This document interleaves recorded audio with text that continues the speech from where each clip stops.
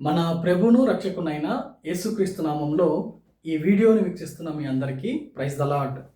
ఈరోజు మనము దేవుని యొక్క ఆదరణ వాక్యాన్ని విందాం.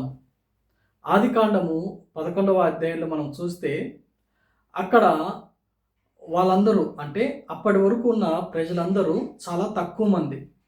వాళ్ళు ఏమనుకున్నారంటే మనందరం కలిసి ఒక గొప్ప గోపురం కట్టుకుందాం, అందరం కలిసి ఒకే చోట ఉందాము అని చెప్పి వాళ్ళ యొక్క తలంపులతో దేవుణ్ణి అడగకుండా, దేవుని చిత్త ప్రకారం కాకుండా వాళ్ళ సొంత నిర్ణయంతో వాళ్ళ ఒక పెద్ద గోపురము లేకపోతే ఆకాశాన్ని అంటేంతగా మనం కట్టుదాం రండి అని చెప్పుకొని వాళ్ళందరూ కలిసి కడుతూ ఉన్నారు.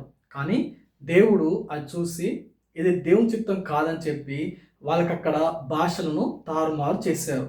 అక్కడ నుంచి వాళ్ళు అన్ని దేశాలకి లేకపోతే అన్ని భాషలతో వాళ్ళు అక్కడ నుంచి వేరైనట్లుగా మనం చూస్తాం. ఎందుకు అంటే మనకు ప్రజెంట్ ఈ రోజుల్లో కూడా చాలామంది పని ప్రారంభిస్తాం కానీ మధ్యలోనే అయిపోతూ ఉంటాం.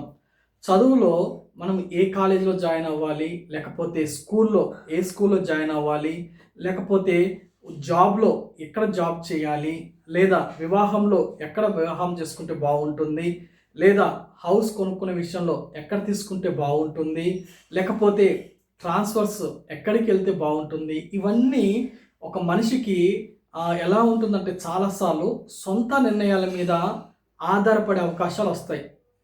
అలా సొంత నిర్ణయాలతో మనము ముందుకెళ్ళినప్పుడు ఆ సొంత నిర్ణయాలతో మనం తీసుకున్న ఆ యొక్క వర్క్లో కావచ్చు, లేకపోతే ఆ డెసిషన్లో కావచ్చు, ప్రాబ్లమ్స్ అక్కడ అవుతే మళ్ళీ తిరిగి మనం ఎవరి దగ్గరికి వెళ్ళాలి అంటే దేవుని దగ్గరికి వెళ్ళాలి.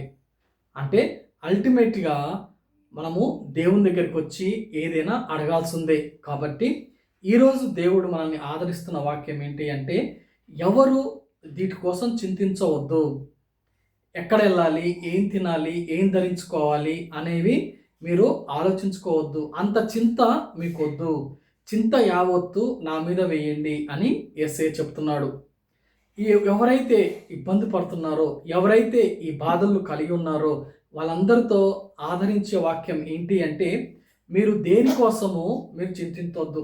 మీరు చింతించడం వల్ల మీ ఎత్తు కొంచెం కూడా ఎక్కువ చేసుకోలేరు కదా.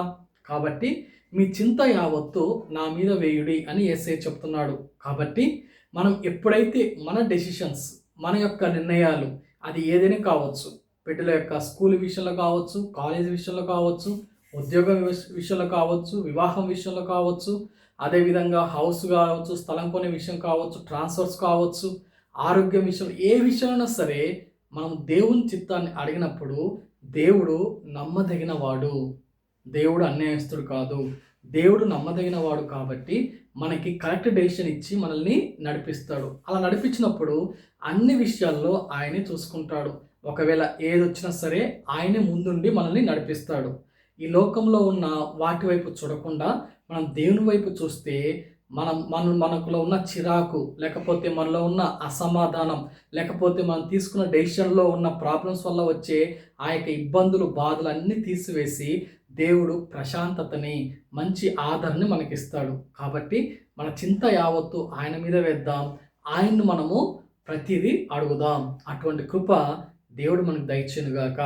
ఆమెన్. Praise the lord.